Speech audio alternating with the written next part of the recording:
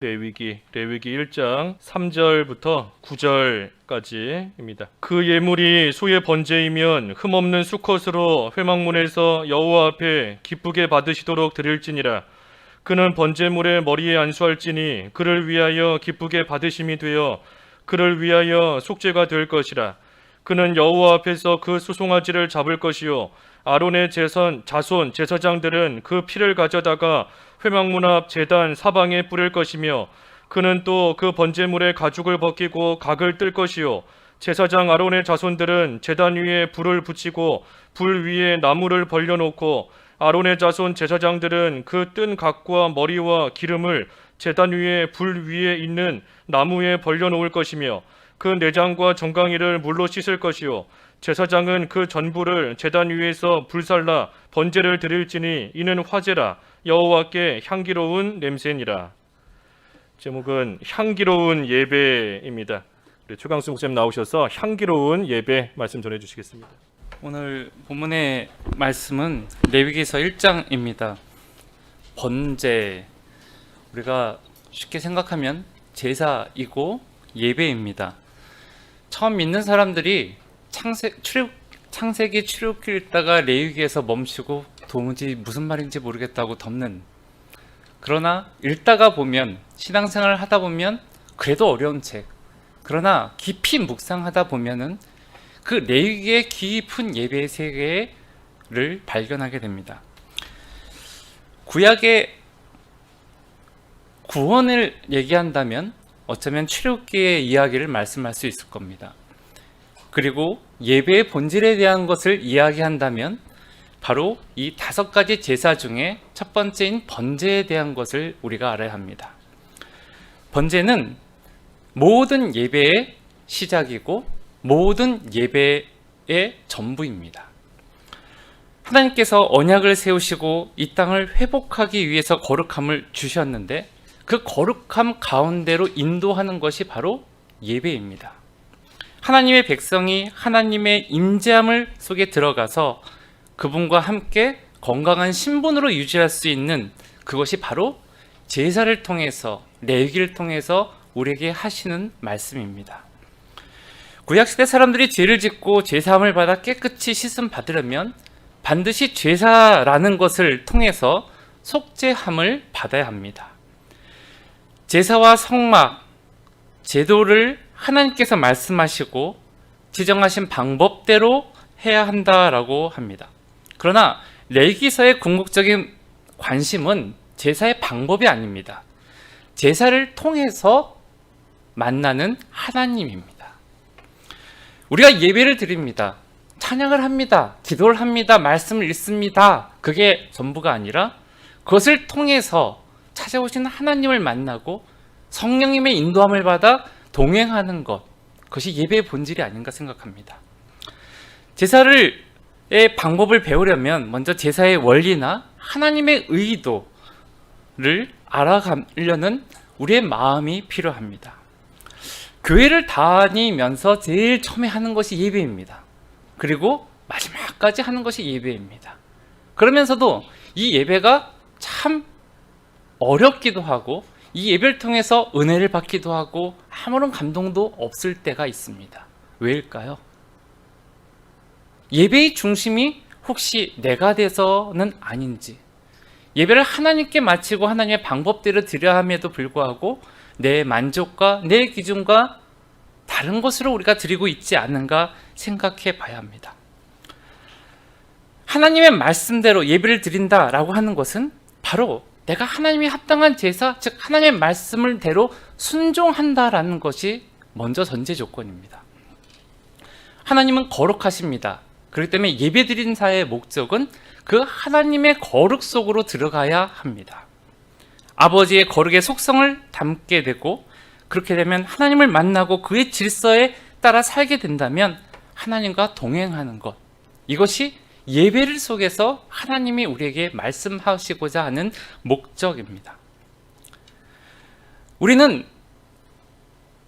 나의 마음대로 구원을 받았기 때문에 나의 마음대로 신앙생활을 해야 된다라고 생각하는 사람들이 많이 있습니다. 제자는 태어나는 것이 아니라 훈련을 통해서 만들어집니다. 예배는 규례와 법도를 따라 드려야 됩니다. 예배의 중심자는 예배자가 아니라 예배를 받으시는 하나님이십니다. 하나님의 원칙과 법을 어기면 그것은 불법이 됩니다. 어떻게 우리가 섬겨야 될까요? 거룩한 하나님과 가까워지길 원한다면 바로 우리도 거룩해야 합니다. 거룩해야 된다라는 말이 어려운 말입니다. 그 말을 다른 말로 하면 하나님을 닮아간다라는 표현으로 성경의 의미적인 것을 볼 수 있습니다. 레위기의 핵심은 거룩입니다. 내가 거룩하니 너희도 거룩하라. 즉 다시 말해서 레위기를 통해서, 예배를 통해서, 하나님의 기준을 통해서 하나님을 닮아가는 삶을 사는 것이 하나님의 백성의 목적이고 예배를 드리는 목적인 것을 우리가 알아야 합니다. 하나님은 예배를 통해서 그리고 법규를 통해서 우리에게 하나님의 백성의 기준을 따라가게 하셨습니다. 내가 하나님을 향하여 가려고 하는 마음이 정말 간절히 있는지 우리는 물어봐야 합니다. 하나님을 향한 구별, 성별이 나에게 있는지, 정말로 내가 예배를 드릴 때마다 그분을 닮고 싶어하는 열정이 아직도 있는지 우리는 생각해야 합니다. 오늘 본문의 제사에 대한 것을 우리가 많이 들었을 겁니다. 타락한 인간이 어떻게 하나님께 나아갈 수 있을까요? 죄값은 사망임에도 불구하고 죄진 사람이 하나님께 나아가는 방법을 주신 것이 예배입니다. 대신 죄를 값을 치르게 하고 용서를 하는 대속의 원리로서 주신 첫 번째 예배가 번제입니다. 구약에서 어린 양, 신약에선 예수 그리스도가 우리에게 하나님께 나아가기 위해서 대속의 제물로서 들으셨습니다. 그리스도가 나를 위해서 제물이 됐기 때문에 이제는 내가 그리스도를 위해서, 주님을 위해서 제물이 되어 다른 사람들의 영혼을 살리기 위해서 하는 희생의 봉사가 우리에게도 필요합니다. 우리는 예수님처럼 속죄를 위해 대속의 제물이 될 수는 없지만 제물이신 그리스도가 필요한 사람에게 나의 수고와 희생을 통하여 그분의 닮아감을 전달할 수 있습니다. 또한 주님의 구속사의 동역자가 되어 주님의 교회를 위하여 허락하신 그리스도의 남은 고난에 동참할 수도 있습니다. 번제라는 것은 모든 예배의 시작입니다. 이 번제에는 매일 아침과 저녁에 상번제로 제사장이 드리는 제사가 있고 개인적으로 자기의 서원과 헌신을 위해서 드리는 예배가 있습니다. 소제, 화목제, 속죄제, 속건제도 번제의 기본을 한 후에 그 다른 예배 의식이 들어갑니다. 이 번제는 나의 모든 것을 드립니다라는 의미가 있습니다. 하나님 앞에 자기의 죄를 고백하고 죄를 용서받음을 통해서 다시 회복되는 그 과정을 경험하는 것이 번제입니다. 매일 아침 제사장은 번제를 드려서 다른 제사를 그 번제의 기반 위에 드리기 위해서 아침, 저녁 제물을 드립니다. 집단적으로 드리는 상번제가 있지만 또 개인적으로 개인 어떤 절기에 따라서 드리는 예배들. 그러나 중요한 것은 이 번제단에 불이 꺼지면 안 된다라는 것입니다. 상번제는 오직 흠이 없는 숫 양이 이어야 하고 1년 된 어린 것이어야 됩니다. 번제는 하나님과 떨어질 수 없는 관계를 위해서 나의 전부가 하나님입니다 라는 것을 날마다 고백하는 의식입니다. 이스라엘 백성들이 광야를 지난 후에 하나님이 출애굽기 19장에 율법을 주시면서 시내산 주신 것이 바로 제사의 의식입니다. 그것은 고난을 지난 사람들이 하나님을 바라보며 새로운 삶을 살기 위해서 이제부터는 너희가 종이 아니다. 내 아들이고 나의 민족이다. 그렇기 때문에 새로운 생각과 새로운 기준으로 나의 마음과 나의 가치관을 품고 살라고 주신 것이 예배이고 율법입니다. 율법은 우리의 정신이라면 예배는 우리의 삶이 되어야 합니다. 모든 신앙의 근본은 바로 헌신에서부터 나옵니다. 번제는 죄를 용서를 넘어 하나님께 복종이나 감사의 행동으로 드리면서 나는 이제부터 주님을 위해서 헌신합니다 라는 고백입니다.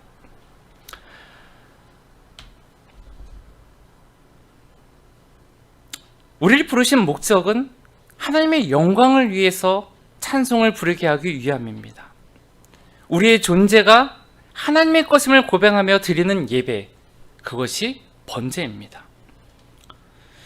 우리의 삶 전체가 예배가 된다라면 우리의 전 인격을 다 바쳐서 드리는 것이 예배라면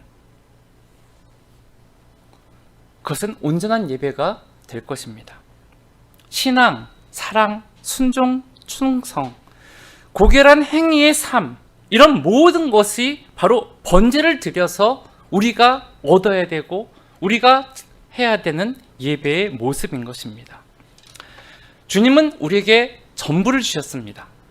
그렇기 때문에 우리의 삶의 전부인 헌신을 우리에게 요구하십니다.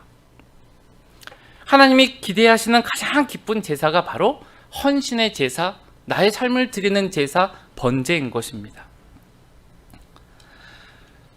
이 번제는요, 모든 것을 다 바칩니다. 머리, 다리, 내장 모든 부분을 바치고 가죽만 제사장에게 몫으로 들어갔습니다. 머리, 나의 생각, 나의 지성, 주님께 드립니다. 기름, 나의 가장 기름지고 부유한 부분을 주님께 드립니다. 내장, 내면의 생각과 느낌, 육신의 모든 것을 구별되어 하나님께 드리고 내 겉 가죽까지 내어 녹음을 통해서 내가 수치와 모멸을 당할지라도 하나님의 영광을 위해서 나의 목자인 주님을 위해서 드리는 예배가 바로 번제입니다. 번제를 드리는 마음이 어떨까요? 그것은 오늘 3절의 말씀을 한번 같이 누가 읽어주셨으면 합니다. 3절 그 예물이 소의 번제이면 흠없는 수컷으로 회막문에서 여호와 앞에 기쁘게 받으시도록 드릴지니라. 네, 거의 기쁘게 받으시도록 드릴지어다라는 표현이 나옵니다. 번제에서 중요한 것은 죄인의 충족이 아니라 하나님께서 기쁘게 받으실 수 있는 예배를 드려야 한다는 사실입니다. 번제에서 예표된 그리스도는 죄의 양심을 위해서 온 것이 아니라 하나님 마음을 위해서 오신 것입니다. 예배 중에 조심할 마음 가운데 하나가 내가 무엇을 드렸다, 내가 무엇을 했다, 우리의 찬양과 정성을 예배했다가 내가 뜨거웠다가 아니라 바로 하나님의 요구를 충족시키고 있는가에 대한 관점입니다. 나의 주인이시고 나의 아버지이시고 나의 왕이신 하나님을 즐겁게 하고 하나님께 봉사하고 성경을 하는 예배, 그것이 바로 번제입니다. 나의 존재는 중요하지 않습니다. 내 상황은 중요하지 않습니다. 젊던, 나이가 들었던, 물질이 있던, 물질이 없었던 하나님 앞에 나의 그대로 나의 마음을 드리는 것, 이것이 신약시대에 우리가 신령과 진정으로 예배를 드리는 모습이 바로 주님이 하신 말씀의 의미입니다. 이 번제를 드리기 위해서 우리가 알아야 될 것은 바로 제물이죠. 1장에 전체적으로 나온 그 제물은 먼저 소가 나오고 그 다음에 양, 염소, 그 다음에 비둘기라는 순서로 나옵니다. 어떻게 보면 제물은 오늘날 우리가 드릴 수 있는 믿음의 수준으로 볼 수 있습니다. 물질의 양이 아니고요, 믿음의 수준이라고 생각한다면 소는 회막문에서 여호와 앞에 기쁘게 받도록 드립니다. 양은 제단 북쪽 여호와 앞에서 잡고 새는 제단에 가져다가 잡습니다. 그런데 소와 양과 염소는 가져온 예배자가 드립니다. 그러나 새는 예배자는 가져오고 제사장이 그것을 하나님께 드리게 되어 있습니다. 나를 내려놓고 나를 부인하는 행위, 그것이 헌신의 기초입니다. 내가 사장이든, 내가 장로든, 내가 집사든, 내가 세상의 지식인이든 상관없이 하나님 앞에서 어떤 마음으로 우리가 예배를 드리고 있는가 생각해 봐야 합니다. 이 제물의 어떻게 보면 믿음의 수준에 따라서 점점 제단에 멀어지는 것을 우리는 볼 수 있습니다. 교회와 멀어지는 삶, 하나님과 멀어지는 삶, 괜찮다라는 것들이 세상의 기준입니다. 그러나 하나님과 가까이 하려는 믿음의 수준으로 드리는 나의 헌신에 따라서 우리는 하나님께 드리는 믿음의 시간들, 믿음의 수준들, 믿음의 능력들이 달라질 수 있습니다. 단순히 소 비싼 거, 양, 염소 싼 거, 그럼 물질의 개념으로 바라보는 것이 아니라 정말로 내가 드릴 수 없는 상황에서 나의 모든 시간과 중심을 하나님을 위해서 드리고 있는가? 과연 나는 어떤 제물을 하나님께 드리고 있는가에 대한 모습을 우리는 살펴보아야 합니다. 이 제물들의 특징은요, 집에서 기른 것들입니다. 순한 것들이고 자신의 소유한 것들로 유대에서는 규정되어 있습니다. 그 말은 자기가 갖고 있는 짐승 중에 흠이 없는 어린 양, 소를 가지고 와서 자기가 직접 그것을 안수하고 죄를 고백한 다음에 하나님께 그것을 드린다라는 것이에요. 근데 예수님 시대에는 그것을 행하지 않고 돈 주고 그냥 물건을 사고 그냥 드리며 자기의 헌신이 없는 것을 예수님이 책망하셨습니다. 헌신, 외부적인 강요 때문에 하는 사람입니까? 아니면 나의 스스로 하나님의 예배를 위해서, 하나님의 영광을 위해서 나는 헌신을 하고 있습니까? 이것이 얼만큼 큰 것이냐 작은 것이냐 라는 것은 중요하지 않습니다. 새벽 예배 드리는 거, 이렇게 수요 예배 드리는 거, 교회에서 작은 봉사하는 것 자체라도 그것을 할 때 정말로 내 안에 감사와 은혜가 있어서 하는 것이냐, 눈치를 보며 마지없이 하는 것이냐 라는 것을 우리가 하나님 앞에서 깨달아야 할 것입니다.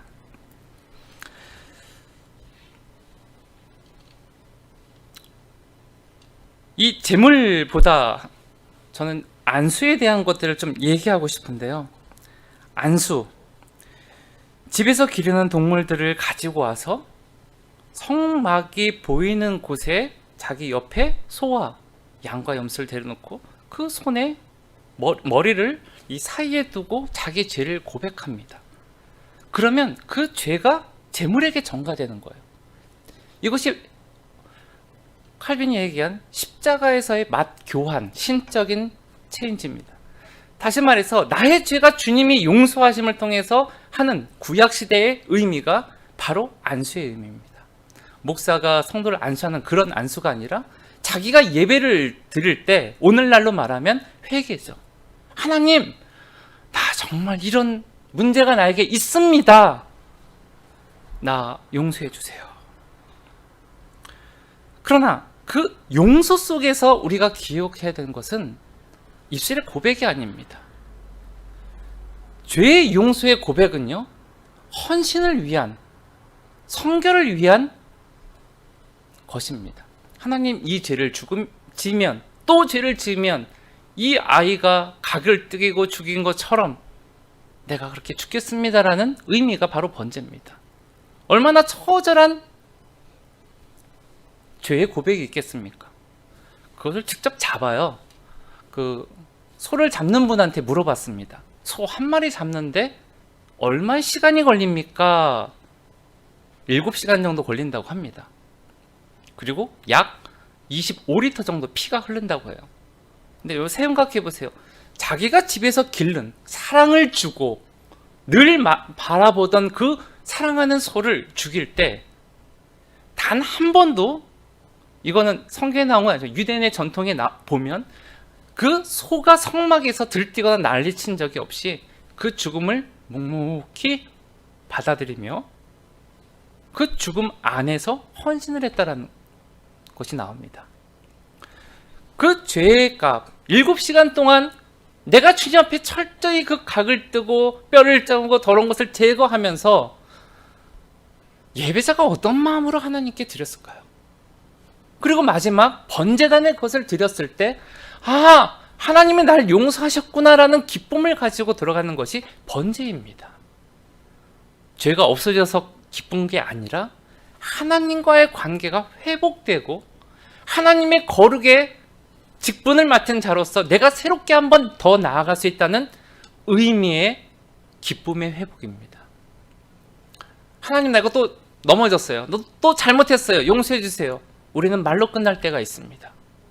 그러나 진정한 회개라는 것은 구약시대의 그 의미가 신약시대에 변하지 않잖아요. 그렇다면 구약시대 그 의미의 진정한 회개라는 것은 나 잘못했습니다로 끝나는 것이 아니라 그러기 때문에 하나님 앞에서 새로운 힘을 얻고 한 번 더 나아갑니다. 주님, 나와 동행하여 주시옵소서. 주님의 사랑으로 내가 그 걸음을 나아가게 하길 원합니다라는 믿음의 고백과 성령의 임재와 동행의 삶까지 나아가는 것이 바로 회개의 의미가 아닌가 합니다. 집에서 기르는 동물, 내가 아침마다 먹이를 줍니다. 근데 그 재물이 누구 때문에 죽어요? 나 때문에요. 얼마나 마음이 아픈 이야기입니까? 그러나 신약시대에는요, 더 이상 짐승을 죽이지 않습니다. 왜요? 예수 그리스도가 십자가에서 단번에 모든 죄를 사해 주셨기 때문에요. 근데 내가 죄질 때마다 예수님을 내 손으로 죽이고 있다 라고 생각하면 얼마나 끔찍한 일인지 모릅니다. 그럼에도 불구하고 너무 쉽게 죄와 타협하고 용서하는 것이 우리의 모습입니다. 예배를 왜 드립니까? 거룩해지기 위해서요? 조금 더 하나님을 알아가기 위해서요? 네, 맞습니다. 하나님이 원하시는 것은 단순한 도덕적인 의식이 아닙니다. 어떤 도덕적인 율법적인 것이 아닙니다.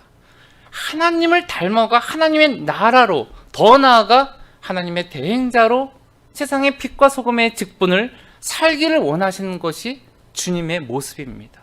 그래서 우리가 그 삶을 살 때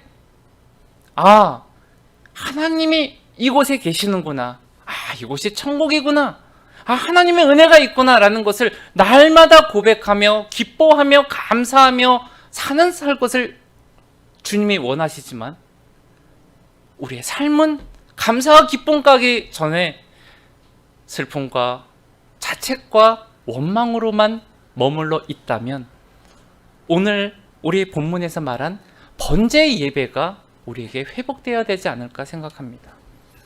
하나님이 기뻐하시는 예배가 뭘까요? 그것은 바로 하나님의 기준대로 사는 겁니다. 어떤 회개를 통해서, 어떤 감사를 통해서 우리가 변화할 수 있겠습니까? 우리가 할 수 있는 것은 아무것도 없습니다. 그러나 주님의 은혜를 우리가 구해야지만 살 수 있음에도 불구하고 때로는 주님의 은혜를 잊어버릴 때가 있습니다. 에덴 동산, 제단, 장막, 성전, 예수 그리스도, 어떻게 보면 성경에서 순차적으로 예배에 대한 것을 설명하는 이야기입니다. 그 예배의 본질을 알기 위해서는 우리는 주님 안에 들어가야 합니다. 주님 안에 들어가서 우리가 얻는 것이 무엇입니까? 그냥 나 구원받았어, 언젠가 하늘나라 갈 거야 는 아니지 않습니까? 주님의 그 구원의 은혜를 이 세상에 누리며 저 사람은 고난 가운데 있는데, 저 사람은 정말 슬퍼하고 어려운 가운데 있는데 왜 저 사람은 웃고 있지? 왜 저 사람은 감사하고 있지? 저 사람의 비밀이 뭘까? 세상 사람들이 질문을 할 때 주님을 믿어서 그렇구나, 주님과 동행해서 그렇구나 라는 고백이 우리를 통해서가 아니라 그 사람들에게 나와야 되지 않을까요? 하나님이 원하시는 것은 어쩌면 그런 모습이 아닐까 합니다. 안수를 통해서 이루어지는 하나님과의 교화. 주님이 우리를 사랑하셨습니다. 그리고 며칠 뒤에 주님이 오신 그 날을 기념하는 성탄절이 옵니다. 매년 성탄절 날 아이들 손에는 과자, 어른들에는 무슨 여러 가지 선물들. 그러나 정말로 주님이 나의 삶에 찾아오신 그 기쁨을 내가 얼만큼 나누고 누리고 있는가를 우리는 생각해 봐야 합니다. 내가 힘듭니다. 그러면 주님을 바라보며 한 번 더 기쁘게 살 수 있기 위해서 웃어보십시오. 어려운 사람을 한 번 더 안아주시고 주님이 정말 나를 통해서 원하시는 그 기쁨의 회복이 무엇인지를 우리는 경험해 봐야 되지 않을까요? 제사장이 직접 그것을 하는 것이 아니라 예배자가 예배를 드리기 위해서 제물을 드립니다. 그리고 그 제물을 오랫동안 하나님께 드립니다. 더러운 것을 제하고요, 더러운 것을 씻습니다. 마음대로 하는 것이 아니라 지정된 장소와 지정된 방법으로 합니다. 그 생명의 피를 또한 번제단 사면에 뿌립니다. 주님, 나를 위해서 흘리신 그 은혜를, 사랑을 생각하며 우리는 슬퍼하는 시간들이 더 많을 때가 있습니다. 그러나 이제는 감사해야 할 때입니다. 그리스도의 우리 기독교의 최대 명절이 언제일까요? 여러분 언제라고 생각하세요? 부활절입니까? 감사절입니까? 오순절인가요? 성탄절입니까? 어떻게 보면 그리스도의 최대는 바로 부활절이잖아요. 부활절, 주님의 부활. 근데 그 부활의 능력과 열매가 나에게 있는가를 우리는 생각해 봐야 합니다.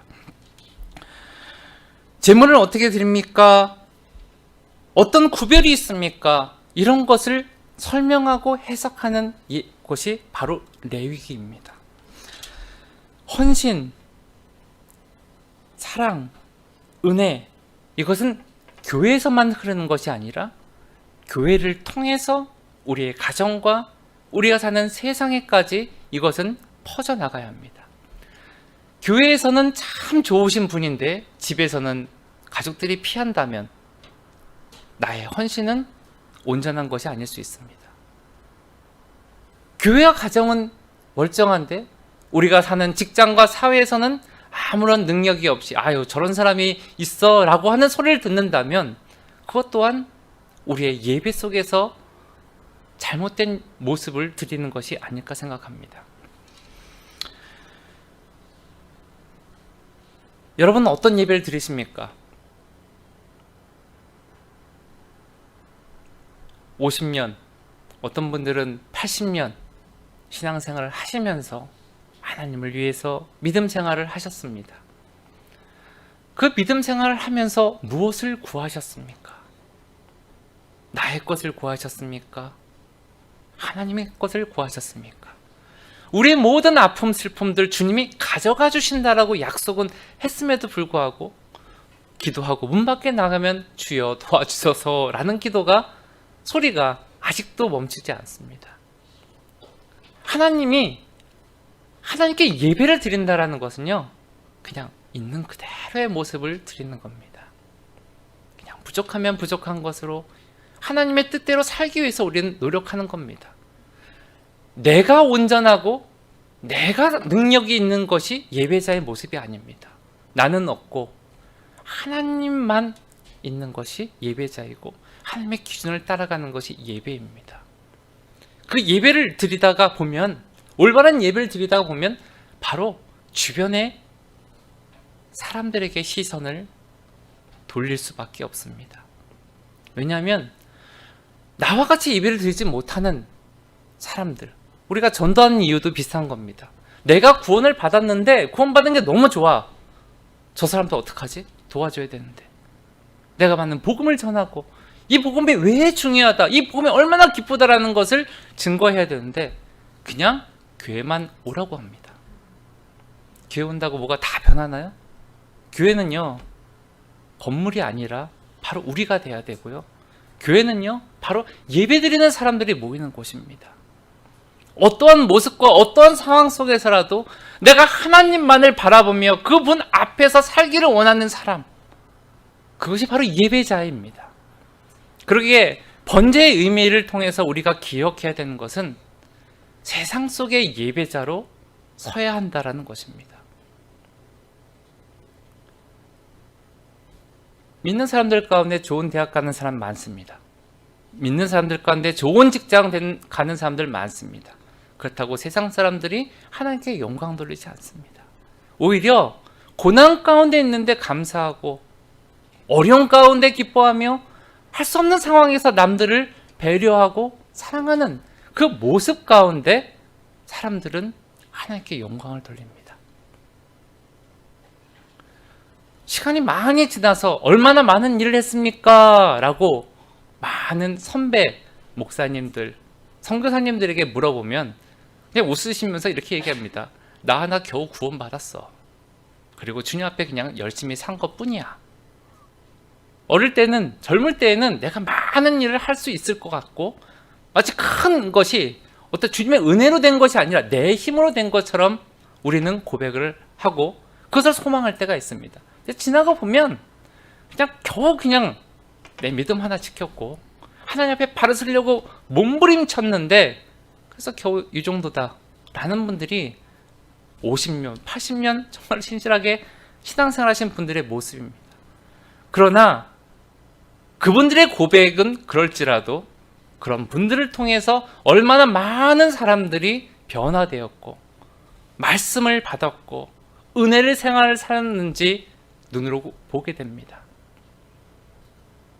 매 새벽마다 어려울 때마다 아무 말 하지 않고 교회에 오셔서 기도하시는 많은 집사님들, 저도 그것을 눈으로 보고 자랐습니다. 그분들의 기도도 또한 들었습니다. 왜 그럴까? 왜 그럴까요? 힘들어서요? 도울 사람이 없어서요? 전 그렇게 생각하지 않습니다. 하나님만이 우리의 구원이시고 주님만이 그것을 해결하실 수 있고 주님만이 나의 삶의 주인이라는 것을 그 자리를 지킴을 통해서 예배를 통해서 기도를 통해서 하신 분들이 이 한국에 있기 때문에 전 세계에 많은 복음의 물결이 또한 흐르고 있지 않은가 생각합니다. 번제는 나의 전부를 드리는 겁니다. 소제는 나의 가장 중요한 것을 드리는 겁니다. 화목제는 하나님이 나의 삶의 주인이라는 것이고 속죄제는 내가 전적으로 타락했다. 나는 죄인이라는 것을 고백하는 것. 속건제는 하나님의 공의만이 의로우시다라는 것을 고백하는 제사입니다. 예배를 드릴 때 감동이 온다라는 것은 어떻게 보면 하나님의 우리 마음을 어루만져 주시는 시간이겠죠. 그렇다면 우리가 무엇을 해야 될까요? 하나님이 내 마음을 만졌으니 내 마음대로 사는 것이 아니라 그 얼음 만짐을 흐르게 해야 되는 것입니다. 내가 받은 은혜를 다른 사람에게 나눌, 어떨 때는 그냥 내가 받은 이런 상황이 있었었는데 주님이 내 마음을 통해서 난 이겨냈어 라는 이야기를 통해서 더 어려운 사람들이 힘을 얻고 일어설 때가 있습니다. 참 이상하게요. 힘들 때 나보다 더 힘든 사람의 이야기를 듣고 위로를 받고 일어서는 것 아마 한 번쯤은 다 경험해 보셨을 겁니다. 믿음이 어려운 사람들에게 은혜를 흘리는 것, 그것은 은혜 받은 사람만이 할 수 있는 것입니다. 나의 전부를 드린다? 너무 어려운 일이죠. 그러나 나에게 있는 모든 것을 내가 가직하고 단 하나 주님만이 나의 삶에 없어진다면 그것은 더 끔찍한 일이 아닐까 생각합니다. 주님이 오셨습니다. 2000년 전 어느 날 먼 예루살렘, 베들레헴 자그마한 외양간에, 그러나 지금 그것은 이야기가 아니고 더 이상 그것은 전파되지 못하는 전 세계 많은 곳이 있습니다. 주님이 나의 삶에 찾아오셨습니다라는 이야기의 고백이 성탄절 아침에 모든 성도들 가운데 고백되기를 소망합니다. 그리고 내가 만난 주님을 자녀들에게, 친구들에게, 가족들에게 증거해 보시길 소망합니다. 예배는요, 가만히 드리는 것이 아니라 적극적으로 헌신하며 하나님 마음에 순종하는 삶을 사는 것이 예배입니다. 아침에 저녁에 드리는 예배, 그리고 내가 스스로 하나님을 찾아가는 예배, 그 예배 속에서 우리는 하나님 앞에 헌신을 다짐합니다.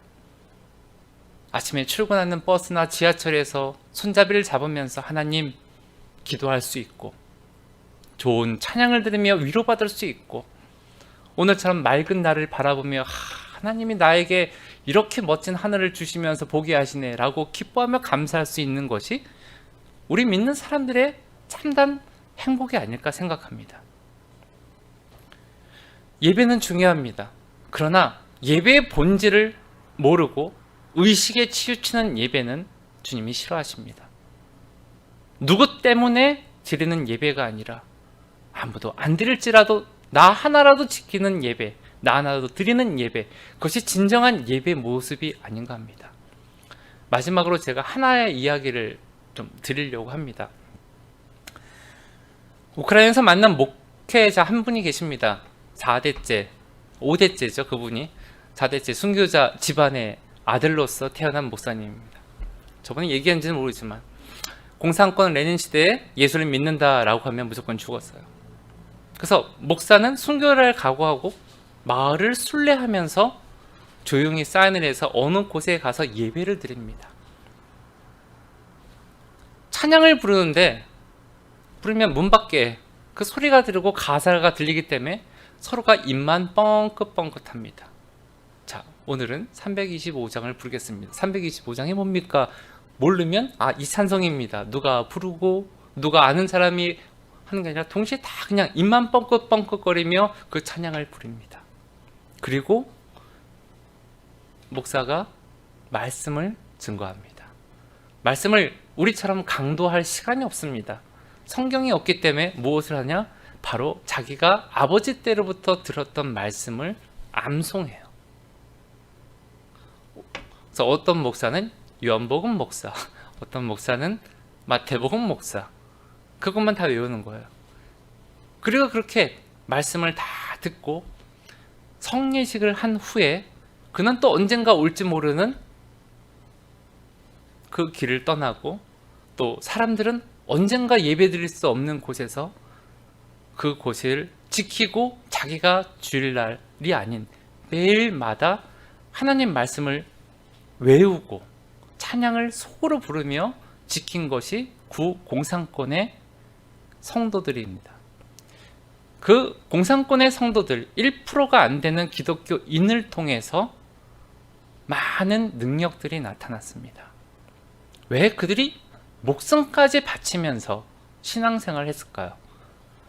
초기 한국교회 선교사 1800년 흥성대원군 시대에 미국의 유명한 무디 신학교나 다른 신학교에서 아시아에 선교를 하자라고 했을 때 그곳에 가면 배에서 내리자마자 죽음을 당하는 것을 암에도 불구하고 젊은 신학생들이 100여 명 이상 자원을 합니다. 예수 믿으세요! 한마디 말하지도 않고 그냥 한국의 땅에 내려왔다, 외국인이란 사람, 선교사가 왔다는 이유로 죽임 당한 사람만 200명이 넘습니다. 이것은 우리 역사잖아요. 왜 그들이 믿음 생활을 한 것이 아니라 그토록 복음을 위해서 삶을 살았을까? 라고 한다면 결국 하나님 앞에 자기 삶을 예배를 드리는 것이 아닌가 생각합니다. 여러분, 어떤 예배를 드리시겠습니까? 라는 질문이 바른 질문인 것 같습니다. 늦게 와서 예배를 드리던, 올 수 없는 곳에서 예배를 드리던, 힘들어서 드리던, 와서 자던 드리던, 마치 제사장에 의해서 새가 의미 없이 꺾여 번제단이 불사르는 그런 힘없는 예배를 드리던 예배를 드리는 것은 중요합니다. 그 예배를 드림을 통해서 하나님의 은혜와 하나님의 뜻을 알 수 있고 하나님과 동행할 수 있는 원리이기 때문입니다. 예배 재미없죠? 라고 생각하는 시간들이 젊은 사람들이나 청소년 시대 저도 있었고 아마 많은 분들이 한 번씩은 경험했을 겁니다. 그러나 예배를 드림을 통해서 우리가 살아납니다. 예배를 드림을 통해서 바로 하나님의 사랑하심, 하나님의 은혜를 깨닫게 되는 것이 바로 예배입니다. 그것이 구약의 제사이고 신약의 예배. 주님은 우리에게 원하시는 것은 바로 주님 안에서의 동행인 예배, 주님을 만나는 예배, 주님이 고백되지는 예배, 그리고 우리 현장 삶 속에서 그렇게 살려고 노력하는 예배자의 삶이 바로 우리 믿는 사람들이 걸어가야 되는 길이 아닌가 생각합니다.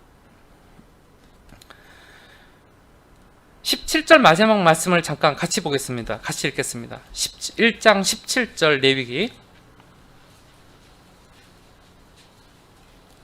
같이 읽겠습니다. 또 그 날개자리에 몸을 찢되 아주 찢지 말고 제사장이 그것을 단 위 불 위에 나무에 살라 번제물을 삼을지니 이는 화제라 여호와께 향기로운 냄새라. 여러분이 드리는 모든 순간순간의 예배, 가정에서 드리는 가정 예배, 수요 예배, 주일 예배, 성경 공부 시간, 그리고 내가 지치고 힘들 때 주여 부르는 그 삶의 예배 속에 하나님이 향기로운 예물로서 여러분의 예배를 받아주시고 또 흠양하기를 소망합니다. 같이 기도하겠습니다. 하나님 감사합니다. 저희가 무엇이 간데 주님이 불러주셨습니까? 죄인 가운데 괴수이고 벌레만도 못한 저희들의 삶을 저희가 압니다. 늘 넘어지고 30년, 50년 믿음 생활을 할지라도 늘 후회하며 주님의 말씀대로 살지 못했던 저희의 삶을 아시는데 오늘 또 이렇게 불러주시고 구원의 은혜를 생각하게 하여 주시고 하나님을 바라보며 소망의 다짐을 하고 믿음의 자리로서 예배자의 자리로서 헌신할 수 있도록 인도하여 주신 것을 감사합니다. 우리가 할 수 있는 것은 하나님의 뜻을 생각하고 하나님을 기쁘게 하는 그 삶을 살 수 있도록 인도하여 주시옵소서. 특별히 우리의 마음을 정하게 하여 주시고 나의 부족함을 바라보는 것이 아니라 하나님의 기쁨을 바라보게 하여 주시고 하나님의 위로와 사랑을 우리의 삶 속에 가지며 믿음의 자리에 설 수 있도록 인도하여 주시옵소서. 모든 곳에서 예배자로 서게 하여 주시옵소서. 모든 곳에서 하나님 앞에 순종과 헌신의 열매가 나타나게 하여 주시옵소서. 모든 곳에서 하나님을 찬양하며 하나님께 영광 돌릴 수 있는 저희 될 수 있도록 인도하여 주시옵소서. 주님, 그것을 행할 때 반드시 주님이 동행하시고 주님이 힘이 줄 것을 믿습니다. 우리가 그것을 바라보며 어려울지라도 낭망하지 않게 하여 주시고 하나님의 선하심을 의지하며 한 걸음 한 걸음 주님을 향하여 나아갈 수 있는 믿음의 예배자로 서게 하여 주시옵소서. 우리를 구원하신 예수 그리스도의 이름으로 기도합나이다.